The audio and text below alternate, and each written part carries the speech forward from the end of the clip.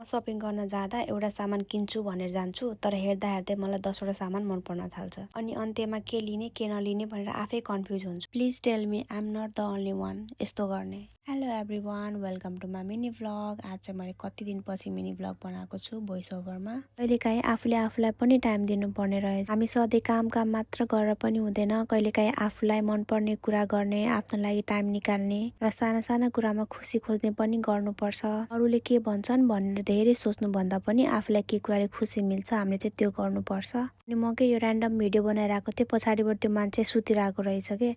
मलाई एकछिन त यस्तो हाँस उठेको थियो। आफू जहाँ बसे पनि यो वेस्ट फिल्डमा चाहिँ म आइरहेको हुन्छु कि। मलाई चाहिँ यहाँ सामानहरू लिन चाहिँ एकदमै मनपर्छ। मलभित्र चाहिँ धेरै अप्सनहरू हुने कि, त्यही मलाई एकदमै राम्रो लाग्छ। अनि म चाहिँ गएँ बुट्समा। आज सन्डे भएर होला एकदमै क्राउड थियो। क्राउड धेरै भएर होला खासै भिडियो बनाउनु पनि सकिरहेको थिएन कि म। अनि मान्छेहरू नभएको ठाउँमा गएर चाहिँ म भिडियो बनाइरहेको थिएँ। कुनै कुनै ठाउँमा चाहिँ भिडियो बनाउन अलाउ पनि गर्दैन, उनीहरूको रुल्सहरू हुन्छ। लिटरली म त सामान हेर्दा हेर्दा धेरै टाइम स्पेन्ड गर्छु क्या। कहिलेकाहीँ आफैलाई पनि अचम्म लाग्छ। एउटा सामान किन्न गएको हुन्छु तर हेर्दा हेर्दै टाइम कहाँ जान्छ थाहा नै हुँदैन।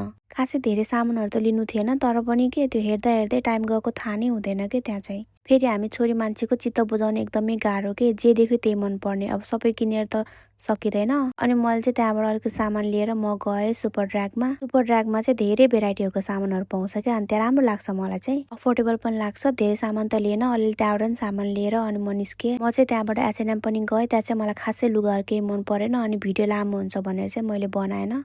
त्यसपछि लागेँ म घरतिर। आजको दिन चाहिँ मेरो यस्तै रह्यो, सानो सपिङ, अलिकति आफ्नो लागि टाइम अनि अलिकति खुसी। So yeah that was my little day out. Thank you so much for watching and until next time keep loving, keep smiling and keep being happy and see you in my next mini vlog. Thank you, by.